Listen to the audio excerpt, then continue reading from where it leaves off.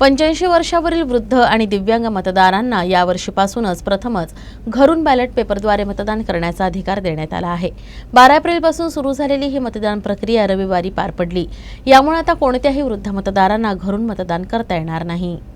कोणताही मतदार मतदानापासून वंचित राहू नये या उद्देशानं भारत निवडणूक आयोगानं यावर्षी प्रथमतः 85 वर्षावरील मतदारांसाठी गृहमतदानाची सोय उपलब्ध करून दिली आहे।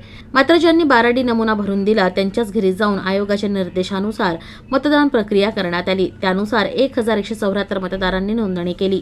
त्यापैकी पहिल्या दिवशी 155 दिव्यांग आणि 756 वयोवृद्ध व्यक्तींनी उत्स्फूर्तपणे बॅलेट पेपरद्वारे मतदानाचा हक्क बजावला। या मतदानाची मतमोजणी होईस्तोवर पूर्णतः गोपनीयता बाळगली जाईल। अमरावती लोकसभा मतदारसंघाची एकूण मतदारसंख्या 18,36,078 इतकी आहे। त्यापैकी गृहमतदान प्रक्रियेतील मतदार वगळता इतर सर्व मतदारांना ईव्हीएमद्वारे मतदानाचा हक्क बजावावा लागणार आहे। त्यादृष्टीने ईव्हीएम व्हीव्हीपॅट संचाची रसमिसळ करणे, प्रत्येक तालुक्यातील निवडणूक प्रशासनापर्यंत यंत्र पोहोचवणे याशिवाय विविध कामं 25 एप्रिलपर्यंत पूर्ण करण्याचं आव्हान प्रशासनासमोर आहे।